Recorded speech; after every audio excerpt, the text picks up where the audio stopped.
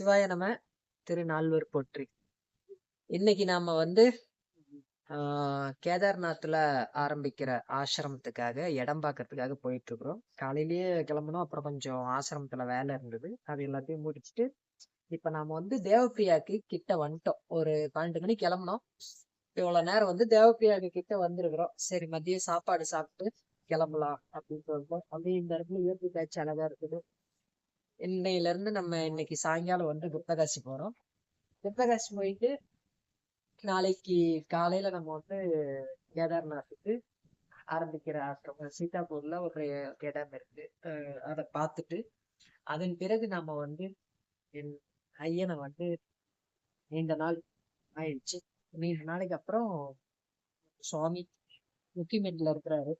அவரை போய் பார்த்து அவரை தரிசனம் பண்ணுவானோட ஆசீர்வாதத்தோட ஒரு வாரம் இந்த இமயமலை பயணமாக நம்ம செல்லலாம் அப்படின்ட்டு இருக்கோம்.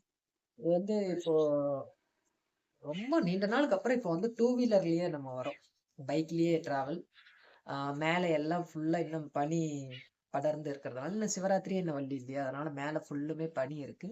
அந்த பனி படலத்தோட ஒரு 2 வீலர் யாத்திரையோட இப்ப வந்து நம்ம போயிட்டு இருக்கிறோம். போற வழியில பார்த்தோம்னா இந்த மலைகள் எல்லாம் பாத்தீங்கன்னா எவ்வளவோ ஆஹ் ரொம்ப வந்து இப்ப பாத்தீங்கன்னா அப்படியே இப்ப ஆல்ரெடி நம்ம வந்து கிட்டத்தட்ட ஒரு 4000 அடி மேல வந்துட்டோம். ஆஹ் கிட்டத்தட்ட 4500 அடிக்கு மேல வந்தாச்சு. இன்னும் போயிட்டு இருக்கு. இன்னைக்கு சாயங்காலத்துக்குள்ள நம்ம தங்குற இடம் வந்து 12,000 அடி கடல் மட்டத்துல இருந்து மேல தங்குறோம். இன்னும் கொஞ்ச தூரம் போயிட்டோம்னா ஃபுல்லாவே வந்து பனி படர்ந்துதான் இருக்கு.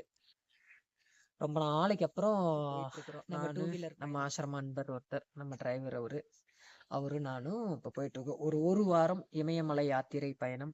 நிறைய வீடியோஸ் வந்து பதிவிட போறோம். எவ்வளவோ அனுபவங்கள் இந்த ஒரு வாரம் நடக்க போகுது. அனைவரும் நம்ம முகநூல் வாயிலாக கண்டுகளிக்க. சிவா சிற்றம்பலம்.